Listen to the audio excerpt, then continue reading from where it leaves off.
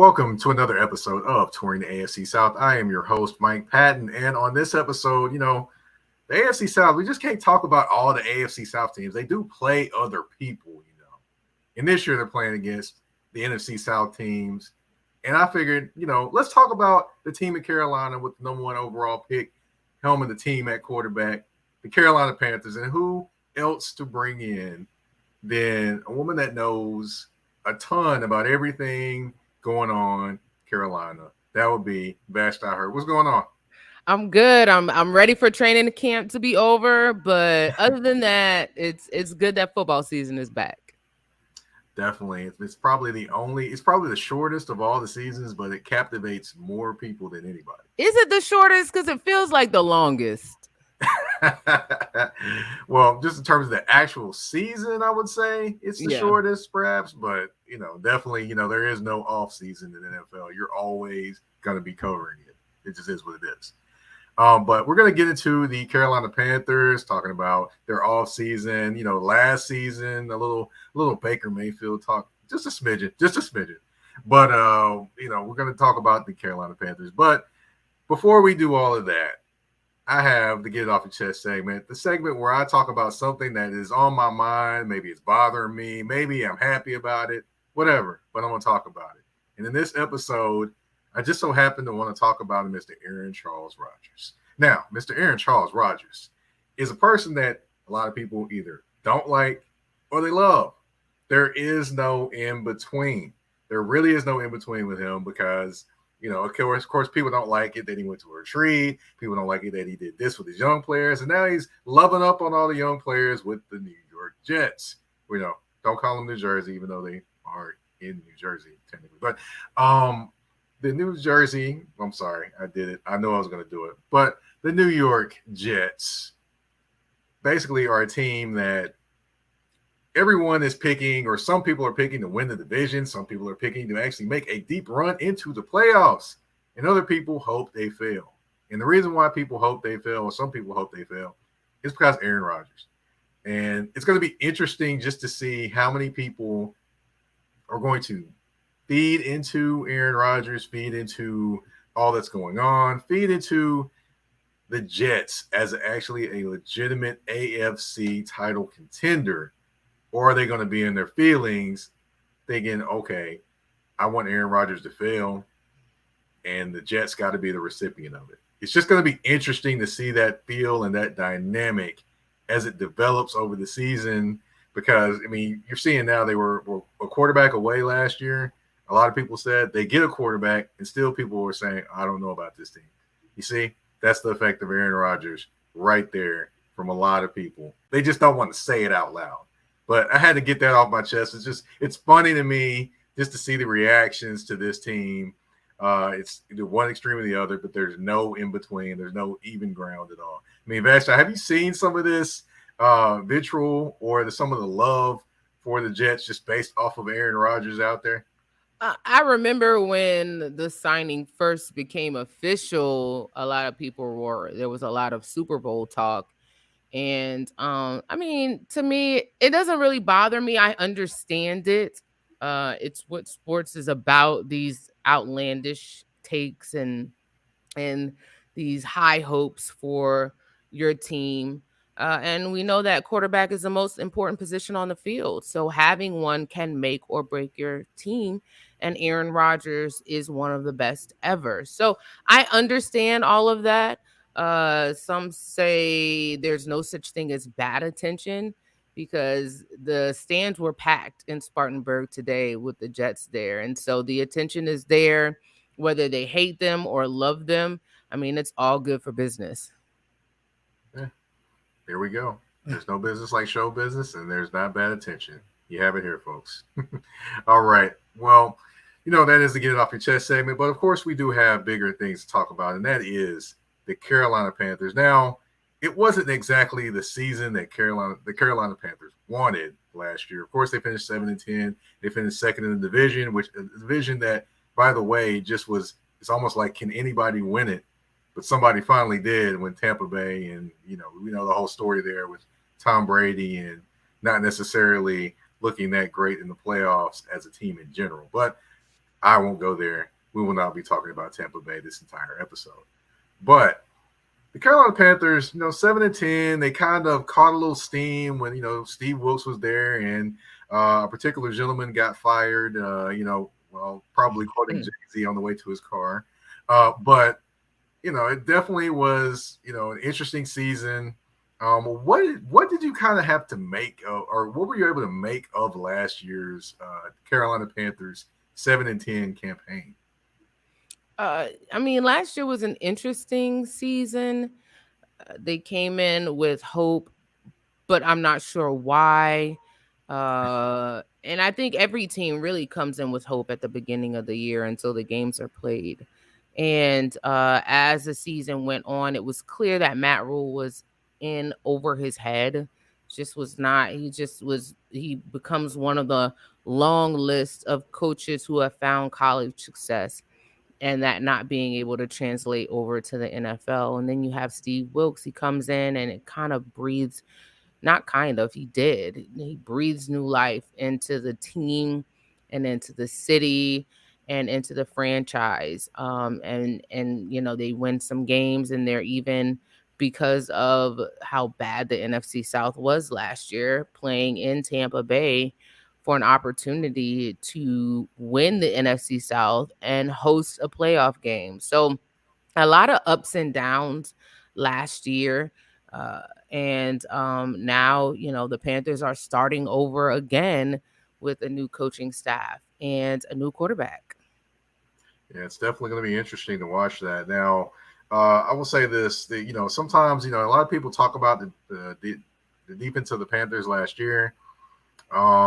It wasn't exactly that they were put in the best positions by the offense, but I mean, of course, you did have a particular gentleman, Mr. Baker Mayfield, playing quarterback to start off the season, which that was kind of interesting in its own right. And then, of course, you Sam Darnold's, and then the PJ Walkers, and a lot of different players at quarterback. But to me, why was the hope there? I have to ask this question. Why was the hope there when Baker Mayfield came there? I was trying to figure it out.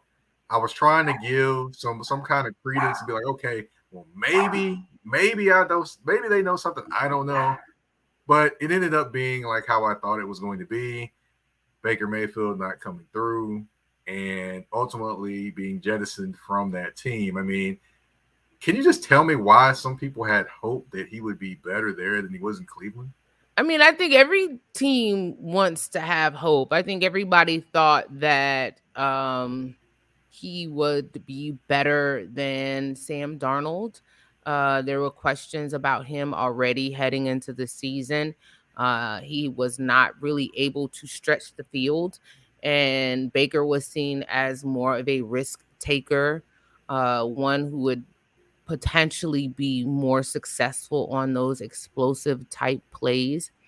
And so, for whatever reason, that whole Matt Rule regime felt like they would be the catalyst to the rebirth for these quarterbacks who were really never panned out to be what they were expected to be. First Teddy Bridgewater, then Sam Darnold, and Teddy Bridgewater got injured. I think it's important to mention that. Sam Darnold, and then Baker Mayfield. So, I just think that there was hope that the defense would be good enough to keep Panthers in the game, and then Baker Mayfield would be able to make chunk plays to help move the offense. Of course, that's not what happened, and he was benched, and then you had Darnold, and then you had PJ Walker, and then you had Darnold again. So it was a quarterback carousel last season. But and then Baker's also a charismatic personality. He brings a lot of fans, a lot of Baker bros who are obsessed with him because of his years at Oklahoma.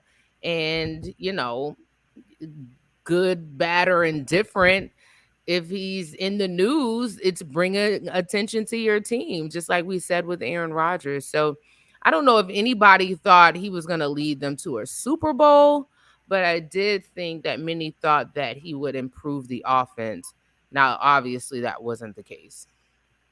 Definitely. Now, I do have to ask because I thought that this gentleman did a great job coaching the team, considering what happened. That'd be Steve Wilkes. Now, he didn't get the job.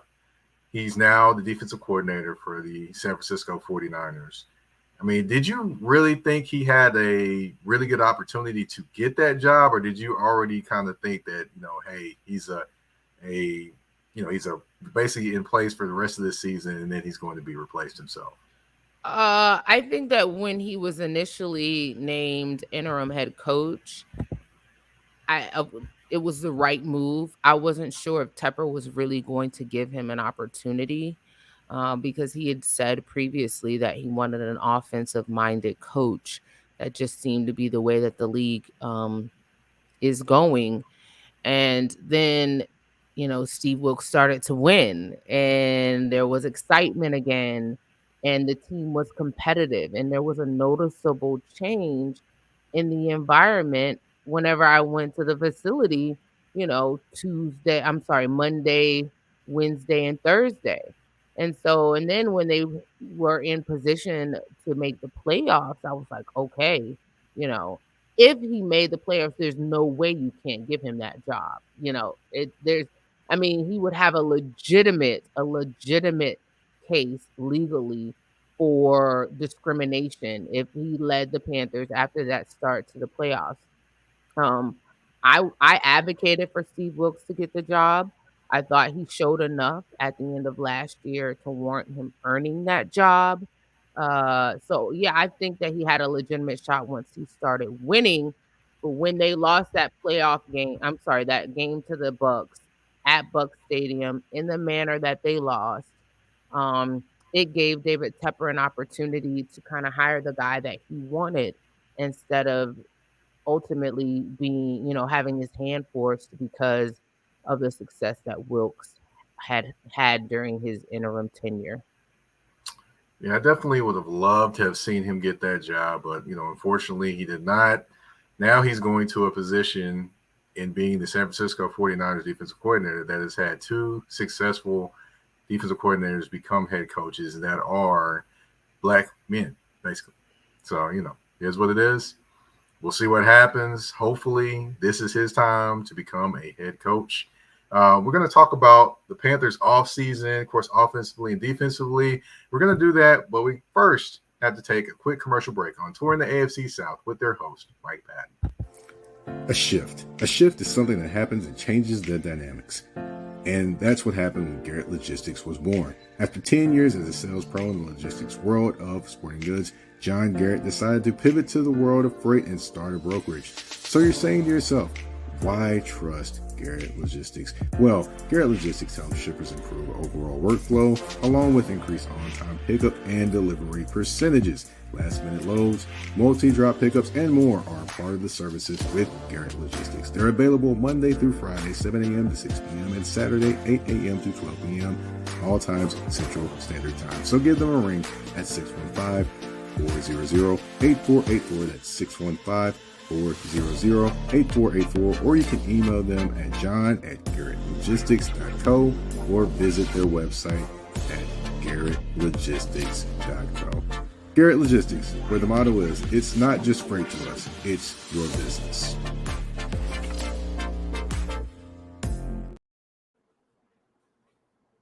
All right, and we are back. And like I mentioned before the commercial break, we are going to talk Carolina Panthers offseason, and we're going to start with the offense. Now, a big move happened this offseason. You trade away your best wide receiver in DJ Moore to the Chicago Bears for the number one overall pick. Of course, you give up a few other picks as well to go along with that. So they're betting a lot on this number one pick, which turned out to be Alabama quarterback Bryce Young. Now, kind of hindsight now, looking back at the trade that happened and now looking at Bryce Young being in place. I mean, what did you think of his selection when that happened? And did you kind of expect him to be the guy at one point? You mean prior to him being drafted? Yeah. Yeah, if you listen to the coaches about what they wanted, it kind of signaled that they were leaning toward Bryce. Thomas Brown, the offensive coordinator, would say he wanted a point guard on offense. And the Alabama head coach, when he described Bryce Young, he said he's a point guard. He's a point guard in football. He equates to the version of a basketball point guard, but only a football player. So you talk about poise, accuracy, decision making. Those are all things that Bryce excels at. And those are things that, when asked about what they wanted in a quarterback, those are his characteristics. So I was not surprised with the pick. I kind of knew that's the way that they were going. I even wrote an article alluding to him being the pick before before he was selected. But yeah, they gave hints without telling, okay, this is our guy. Got you. Now, how has he looked so far in training camp? He looks very comfortable talking to the media as well. I saw the media part today where Brian Burns was asking questions. BB Love Entertainment. I saw that today. Funny. So yeah, that was hilarious. And so how is he kind of handling the media so far? And in terms of training camp, how is he performing so far? Bryce is, I would never imagine that I'm speaking to a 22-year-old young man. He's very thoughtful. He's very poised. That's a word I just used previously. Trained. I don't know whether he went through media training or whether his experience as a quarterback at Alabama, of course, which is one of the biggest programs in the nation, has helped him. But he seems able to answer any question very diplomatically, very, complimentary. He's not gonna be the guy to give you bulletin board material. And so he's from a media standpoint, I've been impressed with his savvy. Some people may say, he's boring. I think it's safe. I think it's better for him to be safe than it is for him to be, say things or be a reason or give people a reason to criticize him. They can't. If your only criticism is that somebody's too nice, well, then that person is doing something right. On the field, I'm not a football player. I'm not an NFL player. I see him make plays on the field. But to me, what I say is just my opinion as a media member. The guys on the field with him have nothing but glowing things to say. And they're not going to say publicly, if they think he's sorry, that he's sorry. But they're also not going to be as complimentary as they are. Brian Burns is like taking him in as like a little brother. We've never seen this before with any of the quarterbacks that he's been with. Now this is his fourth in as many years. The rapport that he's developed with them. The offensive line respects him. They say that he is actually heading up meetings and talking about coverages and leading those as a rookie. He is, he shocked everybody by singing Keisha Cole Love at the rookie talent show, and showed that side of him because Shaq Thompson said it was like a concert in there. They were able to see him perform and see a different side of him that isn't serious football. So I think in all aspects he's impressed, and on the field, I think I've been to almost every practice. In terms of a bad day, he may have had one bad day. Other than that, he doesn't throw many interceptions. He has no problem throwing the ball away if the play is not there. He is an accurate passer, and he's already developed a rapport with DJ Chark, who is, who many will consider, if he stays healthy, the replacement to DJ Moore. And so everything, right now, he's getting He's getting check marks across the board. Now, of course, he'll get some live snaps in preseason on Saturday, but we really won't know until the first regular season game at Atlanta against the Falcons. It's going to be interesting to watch. And now you mentioned one of his targets, that would be DJ Chark. Now, the best thing for a young quarterback is to have some veteran pieces around him, i.e. some veteran wide receivers and maybe a veteran running back. And I'm going to throw a tight end there as well. Now, they brought in Miles Sanders from the Eagles. They brought in Adam Thielen from the Vikings. As you mentioned, DJ Chark from the Lions. And then you also brought in Hayden Hurst from the Cincinnati Bengals. So you bring in all that veteran talent around him to kind of help. What do you think of the pieces they kind of put around him to kind of help him develop in the NFL and kind of feel a sense of comfort there? I think they've done a good job. I think that, right now there's not a one true wide receiver one. And that's good for a guy like Bryce, who has no problem with spreading the ball. He's not going to lock in on one receiver and go to that guy the whole time. This is not going to be a Jake Delhomme, Steve Smith type connection. Everybody is going to eat when it comes to Bryce Young. They might not eat as much, but everybody eats. And so when you have guys who can make plays and guys who will be able to help in that passing game, the Panthers really haven't had a pass catching tight end since Greg Olsen. Ian Thomas, who is the starter the last few seasons, is considered more of a better blocker than a pass catcher, and he is really a better blocker than pass catcher. So, the Panthers haven't had a tight end involved in the receiving game, like I said, since Greg Olsen. So that addition of Hayden Hurst was huge. Miles Sanders, I don't know if mainstream media is talking about that signing enough. That offense is going to run. It's going to go through the run. This is not going to be high octane. We're passing the ball all the time. This is going to be a run first offense. And Miles Sanders is going to, he's going to rush, and he's also going to be catching passes. And I've said this before, if you have a fantasy team, he's going to be a nice, low key pickup for your team, because he could be, that time when Christian McCaffrey was the do it all guy, and got 1,000. I'm not saying that he will get 1,000, but I wouldn't be surprised if he got close to those numbers. And DJ Chark, if he's able to stay healthy, the last time he was healthy, he was a Pro Bowl receiver. So we're not talking about, chopped liver. And you have Adam Thielen, a veteran, sure-handed guy who will help Bryce. So the Panthers have done a really good job surrounding him with talent in that passing game.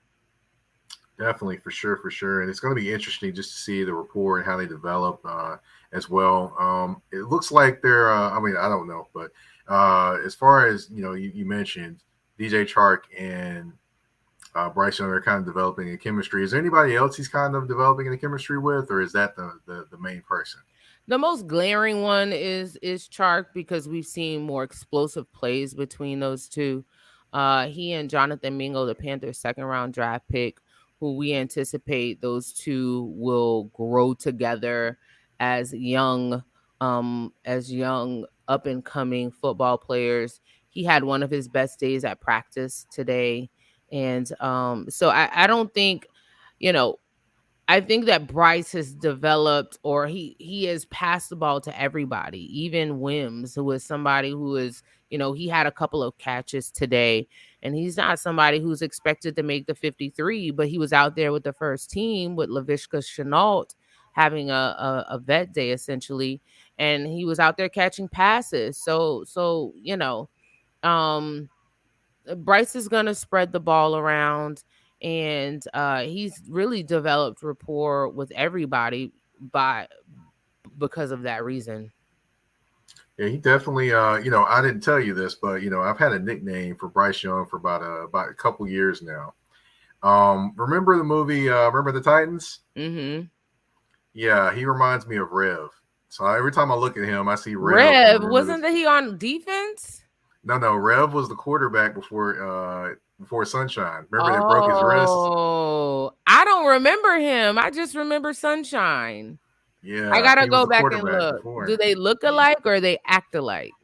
It just kind of reminds me of he reminds me of the preacher's kid. They kind of, is the leader and says this, and this, kind of quiet, but says the speech when he needs to say the speech. That's why those two kind of correlate. Okay. So yeah. Then plus they both light skinned. So didn't he come back and play like another position? Yes, he did. He played like all right, I'm getting it. Yeah, he pitched the ball to him as I think they pitched the ball to him as running an option one time. So yeah. But yeah, we're gonna take a quick commercial break. When we come back, we're gonna talk defense. We gotta talk defense. Carolina Panthers, of course, keep pounding. Sam Mills, we gotta talk defense. We'll do that more when we come back on Touring the AFC South with your host, Mike Patton. You ever missed your mom's home cooked meals? Well, you're not always able to get to those, but you are able to get to H&T's Home Cooking. Established in 2005, Patty Palin and her staff go out 6 days a week to create some of the best home-style meals you can taste and at a fair price. So if you're in Nashville and you like chicken and dressings, green beans, macaroni and cheese, and other things, stop by H&T's Home Cooking. The address is 2264 Murfreesboro Pike, Nashville, Tennessee 37217, and they are open Monday through Thursday and Sunday 11 to 6:30 and Friday 11 to 7. And if you want to order online, of course, the option is available as well at hthomecooking.com, or you can call 615-367-0049. H&T's Home Cooking, food for your soul.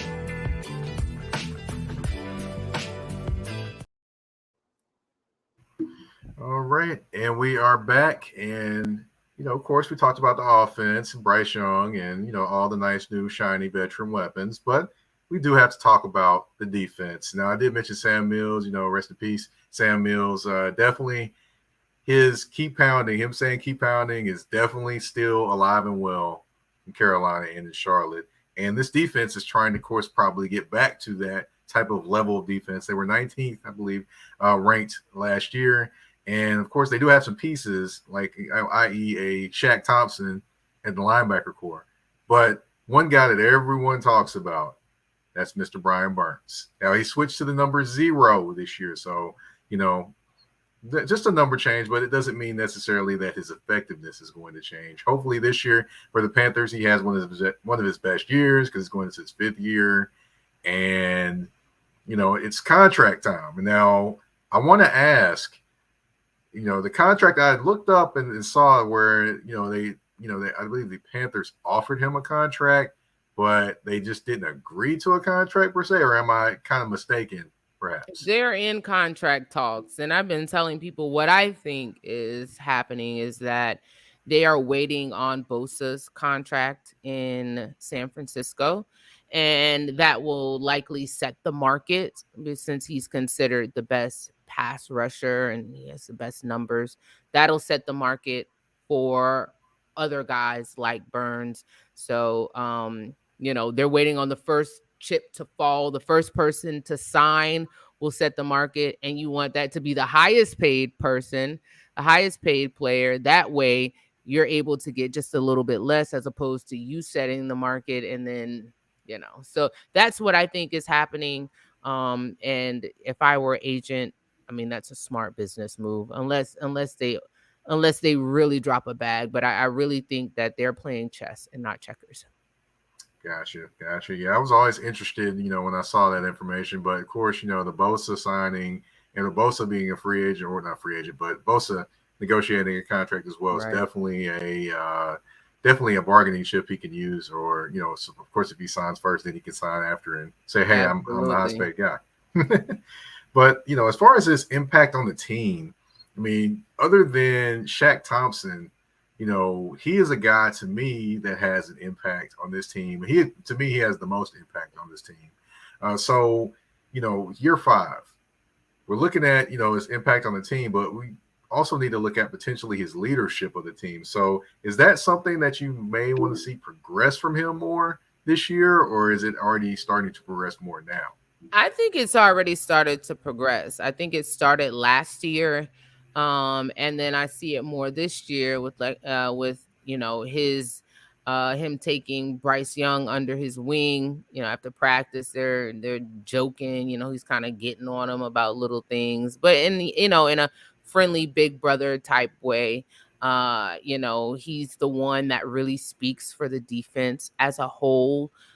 He's the one that sets the tone, and they will go as he goes. And I think that when he was younger, of course, his first 3 years, you have to understand, Brian Burns has seen now what 3 coaching staffs. So he was drafted by Rivera, then he had Matt Rule, and now he has Frank Reich and this is just his 5th year.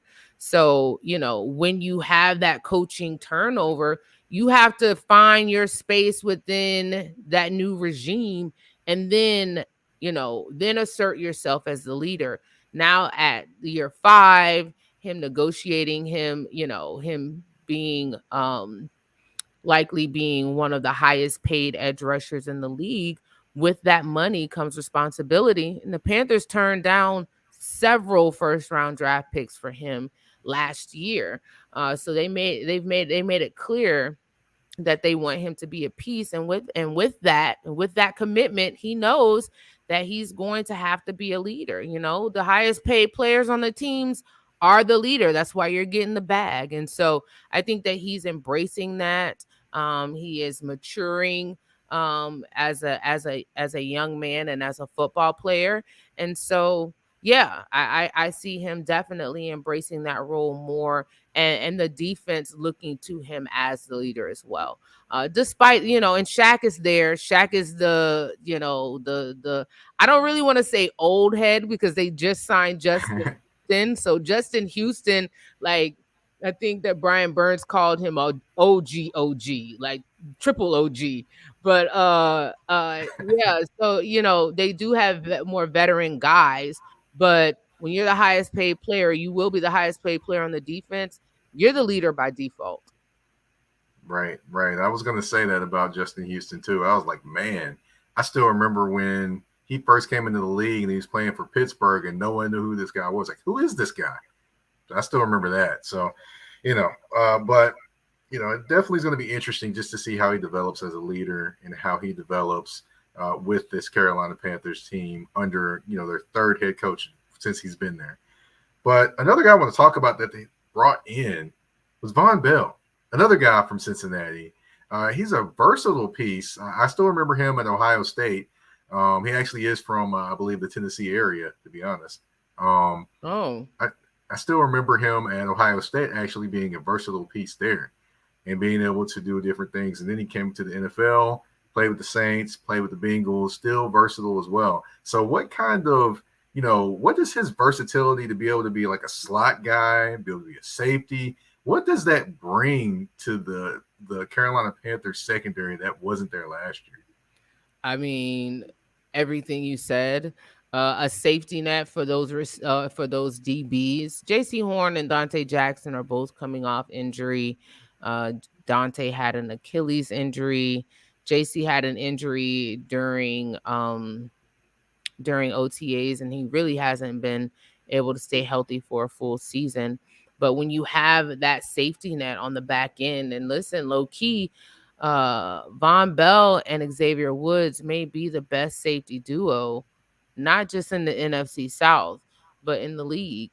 And so bringing him in also, and we will learn Evero's defense, right?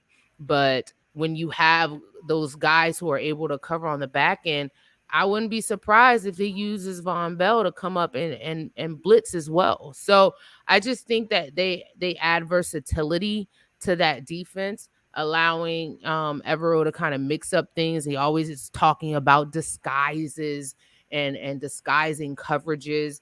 And when you have 2 talented safeties, not just one, it allows you to maybe free up one of the other guys to do something exotic with the defense that you may not be able to do if they weren't both talented guys. That's true. It's true. It's going to be interesting just to see what happens and how he looks out there. And I expect him, along with Brian Burns, to be a leader of that defense as well. But, of course, this is an AFC South show, so we're not going to get off of here and not talk a little AFC South because the Carolina Panthers do play against the AFC South. So I figured we could kind of go through the teams just a little bit, the games and when they play them as well. And kind of, throw a few things out there just to see what you think. Are you okay with that? I'm nervous, but yeah. All right. Well, I'm going to start with the Titans. Of course, they play the Titans on November 26th. At that point, of course, Derrick Henry should be good and lathered up during the season. So Derrick Henry versus that run defense. Now, I would say it wasn't necessarily great run defense, but it still was, it is what it is. But does that kind of make you a little bit nervous? Absolutely. Considering how big that man is? Yeah, we're talking about Derrick Henry, and the Panthers last year, that was kind of their, they would do good on first and second down, and third down they would give up chunk plays, whether it be a chunk run or a chunk pass. And that's something they'll have to do better on. But, with Derrick Henry, that's a big man. And you got to have guys who are able to wrap up. And November 26th, guys are starting to get beat up, and the length of the season starts to wear on you. So I don't know if any team wants to see a Derrick Henry coming at you. You know what I mean? He's just that massive and dominant of a player. So that's going to be a week that, depending on, where the Panthers are and if they are contending for a playoff spot, where Evero is going to have to get unique with those protections and with those coverages to try to limit him. Now, of course, they could do a few things like maybe stack the box, which, in that instance, you definitely catch him before he gets kind of going. That's the biggest thing that a lot of people try to do. But they do also have DeAndre Hopkins out there now, and him versus potentially J.C. Horn or, Dante Jackson would be very interesting. You have if it is D-Hop versus J.C. Horn, you got South Carolina versus Clemson right there. ACC versus SEC. So that'll be very interesting matchup there as well. So, a little one-on-one action there. But another matchup I did want to mention is the Panthers O-line versus Jeffrey Simmons. Now, he's one of the best defensive tackles in the NFL to me by far. And him against that offensive line ought to be pretty interesting, especially with, the reinforcements that they have now with Harold Landry coming back this year off an ACL injury. And then you have Arden Key they brought over from Jacksonville Jaguars. So it's going to be interesting to see. Jeffrey Simmons against that interior Panthers offensive line. Does that kind of make you a little bit nervous too? Not as much as Derrick Henry, but because the Panthers that's one area that improved during Matt Rule's tenure. They had continuity for the first time in a very long time. You have Bozeman, you have Corbett, who will be returning from injury. You have Icky, who they drafted, and then you have Taylor Moton. You have Brady Christensen. So they have guys who are able to get the job done. I would be concerned with him up against a Brady Christensen potentially. But, by the time they play them, your O-line should be clicking. They should be clicking. But, if I had to pick between the two, I would say Derrick Henry would worry me more when it comes to that matchup, just because, for whatever reason, the Panthers O-line has been able to protect, to provide decent protection and be also decent in the run game. Deontay Foreman, after he, didn't get a lot of burn, almost got 1,000 yards last year when he started playing when Steve Wilkes was activated as an interim head coach. So by the 26th, if the O-line is as decent as I expect them to be, they should be pretty well gelled. Okay. All right. Now, let's talk about a little bit earlier in the season. Of course, we're going to go a month earlier. That would be the Houston Texans. Now, the Houston Texans are going to be very, very young. And they're going to be very young at quarterback, more than likely with C.J. Stroud. So, do you think the Panthers are probably kind of licking their chops to see a young quarterback in this early in the season, and potentially a guy that some thought would go to the Carolina Panthers this early, that part of the season? I just think it's going to be a good matchup because everybody's going to want to see one versus two, who won that. The Panthers supposedly initially had a trade with the Titans to get the number 2 spot. I mean, with the Texans, and they backed out. So, it's gonna. I think that matchup won't necessarily. It'll be about not just C.J. Stroud, the young quarterback, but Bryce Young, the young quarterback as well. I do think the Panthers have a better defense. And I do think the Panthers have a better offensive line. So if we're looking at the pieces around these young quarterbacks, the Panthers have put Young in a better position for him to kind of plug and play and be successful his rookie season. But I do, as far as the defense licking their chops, I think they lick their chops with any quarterback. Those guys really want to, Brian Burns was very vocal about wanting to sack Tom Brady. So I think that when you go up against maybe a young quarterback or even a veteran quarterback who is considered a future Hall of Famer, you want to get that sack in to let your grandkids know, yo, I sacked Tom Brady. So I think that the defense will probably look at that as an opportunity to apply pressure, but that game will be more about 1 versus 2 and who wins that battle. You're correct. And then also another thing to watch out for is potentially a big game for Miles Sanders, because we know the Texans' run defense was really, really bad last year. So that's something else to look out for in that game too. Now, of course, another young quarterback, that would be the Indianapolis Colts. That's the following week on November 5th. More than likely, you're seeing Anthony Richardson, which, that is like basically a scientific experiment that just turned out great when you look at him and you hear him. I mean, he's like the football version of Barry White when he talks, but he doesn't necessarily play like he plays great. But it's going to be interesting, another inexperienced quarterback. So I would say the Panthers probably are looking forward to that matchup a little bit more. Like you said, they're looking forward to every matchup to say, hey, I sacked this person. I'm pretty sure they're going to be interested in making that play happen. But I want to kind of talk about the Colts defense. They have very inexperienced defensive backs. They traded away Stephon Gilmore. So they were going to have Isaiah Rodgers, but of course he's suspended for the year, and then they eventually cut him for gambling. So now they really don't have but draft picks and guys that were like, maybe 4th, 5th on the depth chart. In this game, I could definitely see DJ Chark acting up against this secondary. Listen, Frank Wright is going to want that get back against his former team. We talk about former players against their former team. Frank Wright is going to say, oh, it's another game. You lie. Frank Wright is going to pull everything out of his bag to get this win against his former team.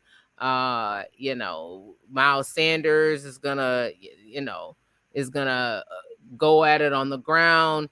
DJ Chark, whatever they need to do, whatever Frank Wright needs to do to come away with the win, he's going to do. That's what that matchup will be about. That get back for Frank Wright after they fired him mid-season. So based on their defense and their inexperience, air it out if you can. But if you can run it down their throats, do that too.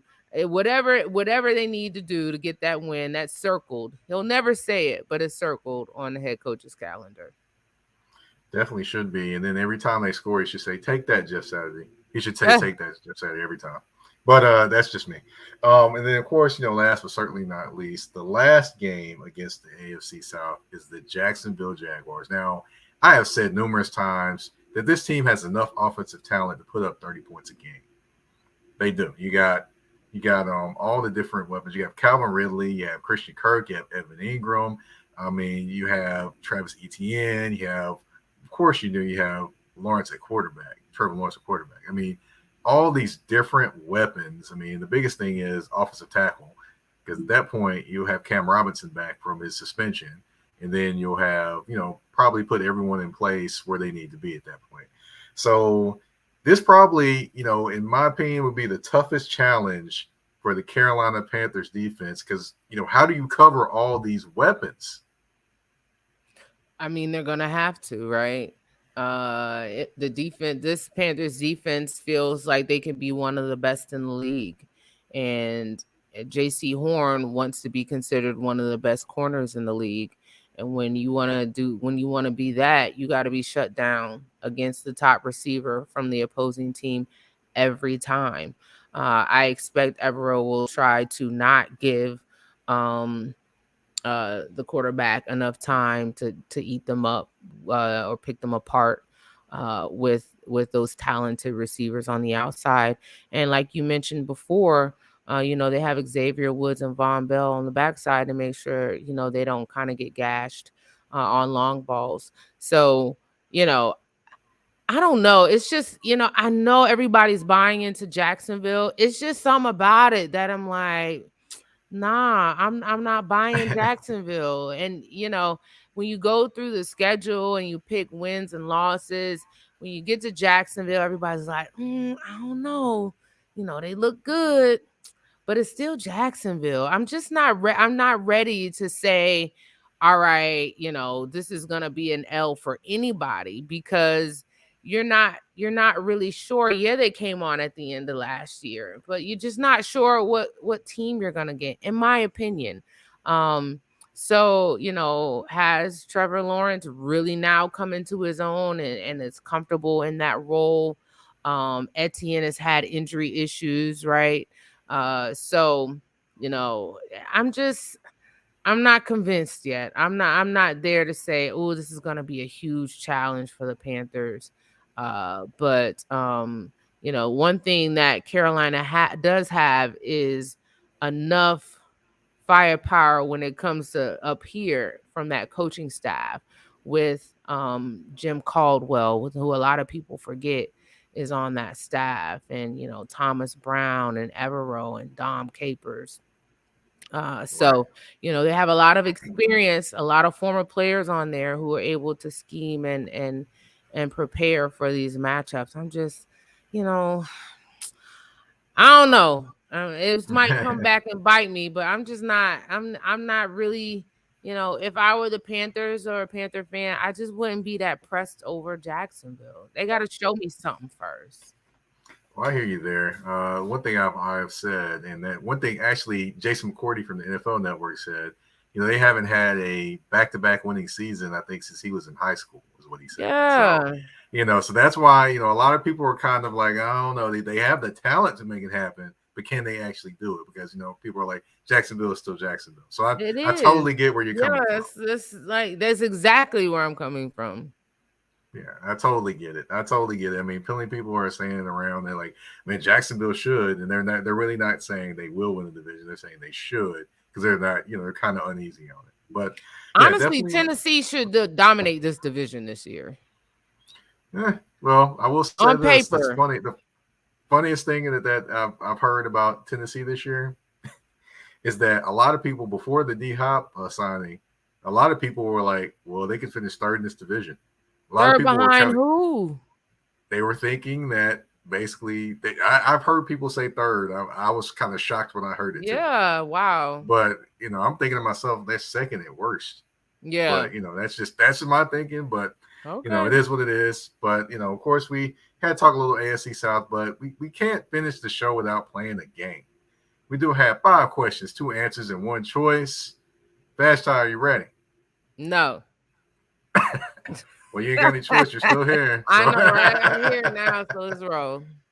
All right. Over or under 15 sacks for Brian Burns this season?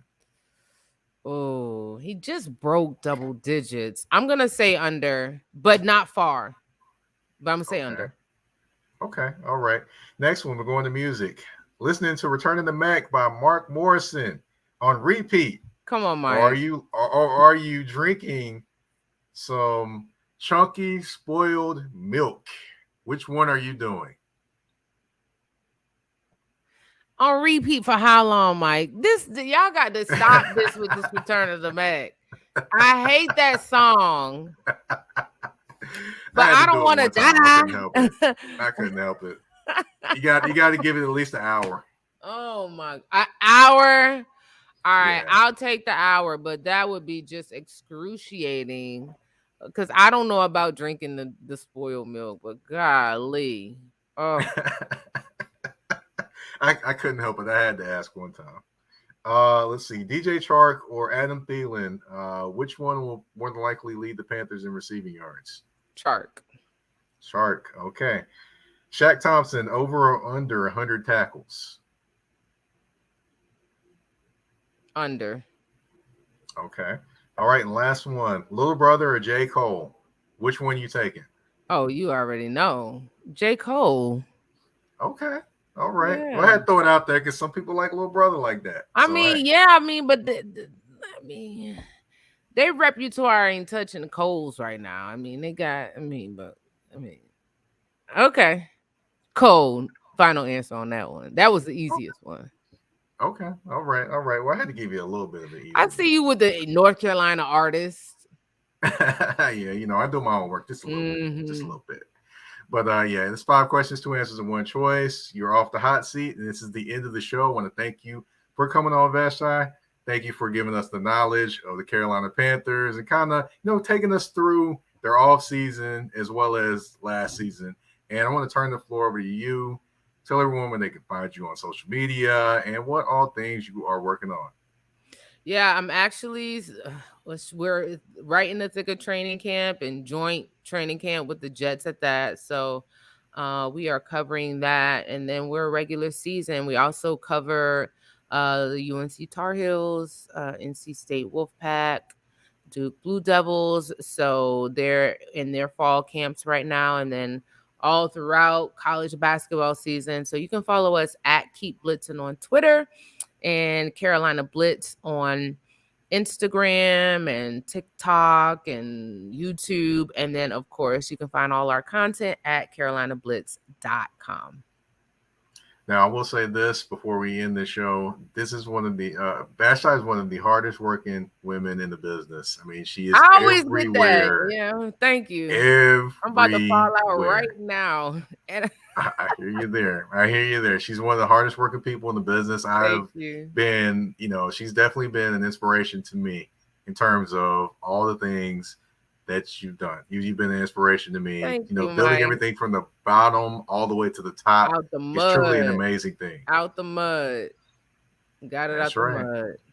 That's right. And I want to, of course, let everyone know, of course, you can find me on Twitter at MikePatton82. That's MikePatton 82. You can find me on Instagram at that's THA, not THE, _general_MP. Of course, touring the AFC South. You can find it on all listening platforms. Spotify, Apple Podcasts, Google Podcasts, Amazon Music, iHeartRadio. Yeah, you can find it there too. And also, if you like watching the show, you can see it on YouTube. See? Right here. All right. Thank you, everyone, for tuning in to Touring the AFC South with your host, Mike Patton. We're out.